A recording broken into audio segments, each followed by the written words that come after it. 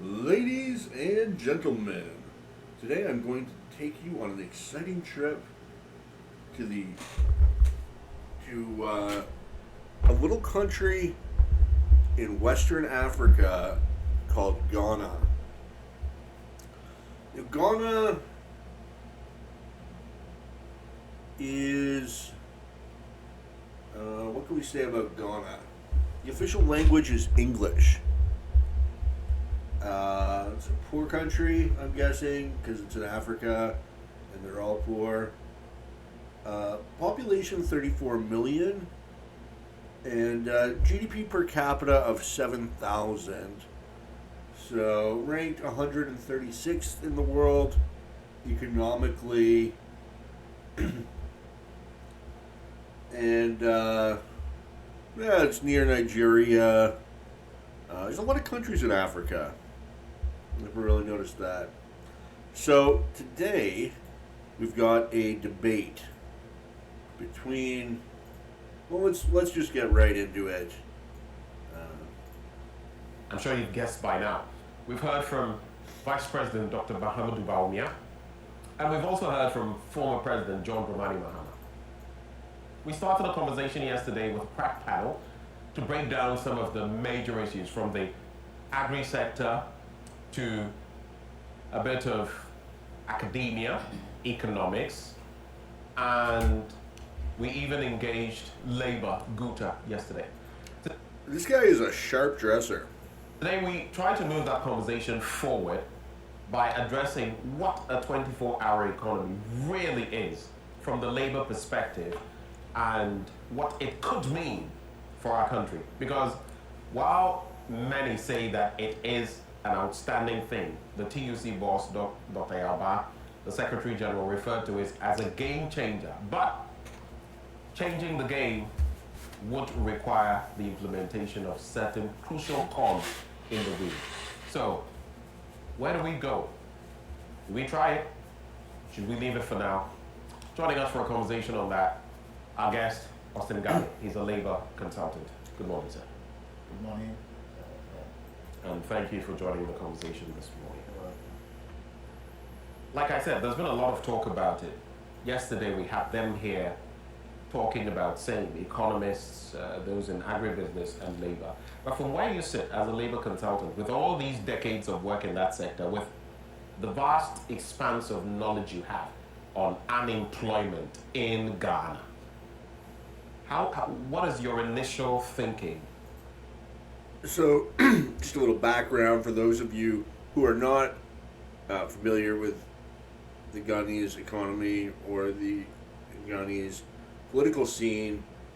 The flag bearer of the National Democratic Congress, John Mahama, has estimates unemployment in Ghana to be at 13%, which is markedly different from the official government figures. Now, if we look at youth unemployment, the UN says that youth unemployment is as high as 32%, depending on the region, with the Upper East region having 39%, the Savannah region having 38%. That's a crazy level of teenage unemployment. That's going to have some massive implications for the economy as a whole. So why are there so many unemployed youths in Ghana? Now, my first guess would be the minimum wage, but it seems like the daily minimum wage in Ghana is only 14.88 of their unit of currency, which is the cedis, and so that's like $1 a day minimum wage. You wouldn't think that would have such a strong unemployment effect amongst the youth, although maybe it does. If you think we had it bad with inflation in North America, take a look at what Ghana has been experiencing Uh, inflation soaring to 54% in December 22, year on year data. And then you see this little sliver of inflation here on October 23rd. That's still 35% inflation. I mean, this is crazy. No wonder the economy in Ghana is so screwed up. They've got outrageous inflation, no doubt caused by the central bank printing too much money. Here's another interesting statistic. Over 75,000 children aged 5 to 9 are engaged in economic activity. Nationally, 400,000 children aged 5 to 17 were engaged. And, I don't even want to condemn this. Obviously, I'm not celebrating the fact that children are working, but why do you think those families made that choice to allow their children to work? They're probably desperately poor, and the extra income from a child working, and I don't even, I'm hesitant to find out what sort of work they're doing here. Yeah, they're working as paid apprentices. They're in the service sector, the agricultural sector. Nationally, 150,000 children never attended school. And I guess that's what's going down in Ghana. It's a pretty bleak state of affairs. Those are some pretty sobering statistics. Here's another sobering factoid. About 80,000 girls in Ghana aged 12 to 17 years already married or living with a man. 8 million people are illiterate, of a population of 30 million, I think it was. Yeah, 33 million. A 24-hour economy. Thank you so much. To be very honest with you, this is not just merely a game changer. It's going to be the dominance of everything and anything we do here in Ghana. I've traveled a lot, and to be very honest with you, the reason why we are so backward as a nation. Backward? Isn't that a strong word? Sure, I think so. It's simply because we have not managed ourselves well. It's about time we discover what is appropriate. Let me give you a definition of what I see. And I'm not just following merely the thinking of the people who are saying it, but I'm a teacher of it as well. The 24-hour economy, I defined it as a planned economy that gives people a sense of belonging. Not by... I really gotta urge you people in Ghana, central economic planning, if that's what he's getting at, is not the way to go. You don't want the economy to be planned by some central government. What you want is a free market economy where the planning is done by consumers with the money they're spent. That's the only way that you're going to have scarce resources allocated towards their most efficacious ends. That's the only way you're going to get out of poverty and become a rich nation, is by adopting laissez-faire capitalism. Default. Let me just pause here and to say that because we have always been living with a kind of partisan political economy, we assume that we are, This guy's a commie. keeping ourselves going, and now here we are. We're in a complete abyss. It's therefore the practice of inclusive economy to open the door for decent job creation, enhanced productivity, assurance of return on the investments of those who will invest. You're not going to get good job creation through central economic planning, through more government. The private sector creates jobs.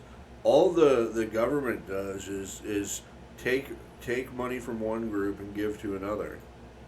Collaboration and co-creation. The whole nation will have to be mobilized. This in turn creates an environment in which people feel that they are part of the national agenda, not a parochial feeling of anyone. When people feel they are part of a national economic agenda, they care for it. Furthermore, I see it that the 24-hour economy will create elevated cities across Ghana, not Kumasi, not Ho, not Tema, not Accra, everywhere. What is this 24-hour economy that they're talking? Oh, okay. That's kind of cool, actually. So the 24-hour economy is, you guessed it, a 24-hour economy. Basically, they just want industry to be working around the clock, and then they create 3 times as many jobs because all the businesses are operating 24 hours instead of 8 hours or whatever. So I'm not sure it's really central economic planning necessarily. Obviously, the devil's in the details. It's sort of a wacky idea, like I'm not sure if it's brilliant or wacky. So my gut instinct is that if it were profitable for a business to be running all night, they would probably already have thought of that and tried that. So I'm not sure how effective this plan will be. It is sort of a cool idea. If you look at some developed world nations, they do have extensive 24-hour economies. In this article I'm reading on it here, they say that 30% of the production in America occurs at night. You get people working the night shift. Because why not make use of the factory 24/7? So for, I guess, manufacturing, it makes sense.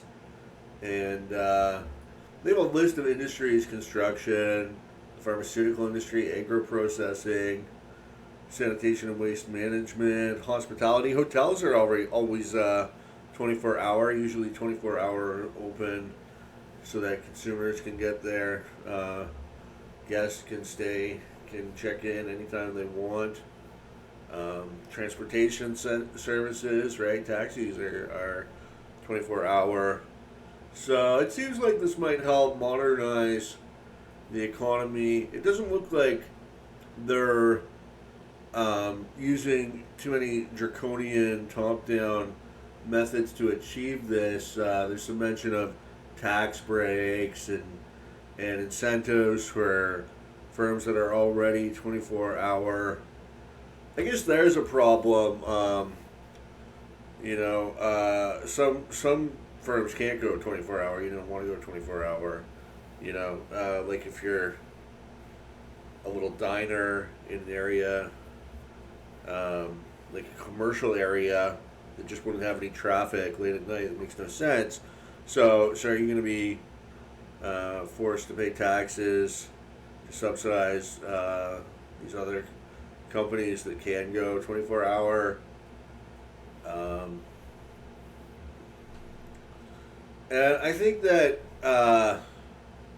you can say, okay, it works in America, but that doesn't necessarily mean it's a great idea everywhere in the world. And they're hoping, this will create a bunch of jobs because the businesses are running around the clock. But is there the demand for labor, and do they have the market to handle all of this?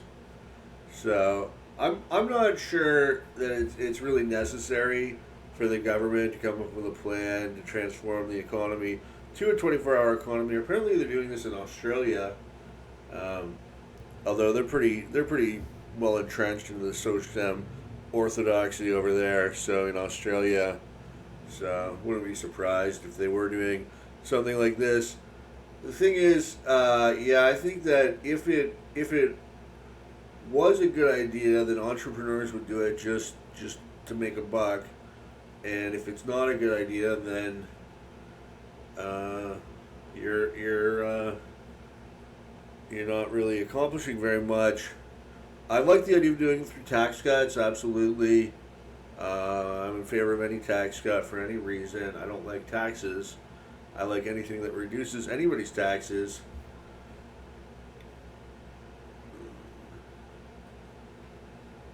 Let's see what. Go back to what they had to say.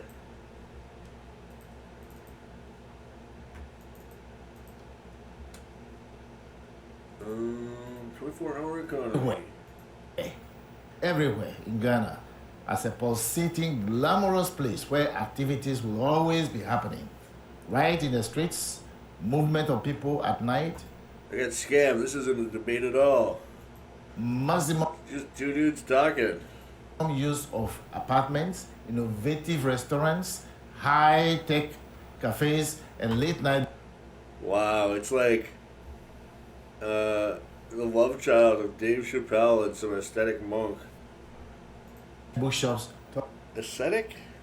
tourism, among others. But above all, I think that we now have arrived. This is a stepping stone, a major stepping stone to fulfill the constitutional provision You gotta love this guy's accent. under Article 36 of the 1992 Constitution. Right. Any president who will emerge in Ghana here, whose agenda, whose vision will not be based upon the directive Can I rub your bald head for good luck? principles of state policy, is a failure to begin with, and therefore cannot participate even in the election coming in 2024. If you participate, you will get a very low something, and you'll be surprised. And I think that after this conversation, this is the beginning of the election of 2024. And anyone whose vision is not going to propel the nation to a real stardom, forget it. I think now you're veering into the work that maybe the NDPC would be doing, the National Development Planning Commission. But you cited, Article 36 of our Constitution. It's in terms of economic objectives. It says the state shall take all necessary action to ensure that the national economy is managed in such a manner as to maximize the rate of economic development and to secure the maximum welfare, freedom, and happiness of every person in Ghana, and to provide adequate means of livelihood and suitable employment and public assistance to the needy. I get your point. But those things are contradictory. You can't have a welfare state and at the same time expect to have full employment and rising wages. But you also talk about innovative this and innovative that. You do realize that in terms of a 24-hour economy, we're not even toddling yet. We are babies with practically no teeth. And that while we may, as the vice president himself says, have some aspects of... What an awesome metaphor. No. Simile. Whatever it was. Excellent. We are babies with no teeth. Of our economy, like health, though it is weak at night and more active during the day. Some transportation, a very thin sliver, semblance of it. It would take quite a lot to innovate the way you are talking of. And yesterday, having this conversation with the other stalwarts from academia and those on the ground, you would also realize that, for example, we're in an IMF program. Whichever administration takes over in 2024, we have an extra 2 years within an IMF program. While and it has been mentioned that even the MPP could take this idea and run with it, however people will perceive it. But whichever administration wants to go ahead with this will have to do so within the context of an IMF program, working out. It's not, I would say it's simple. Well, it's life in the third world. You're one of those juicy development loans, but now you gotta pay the squeeze.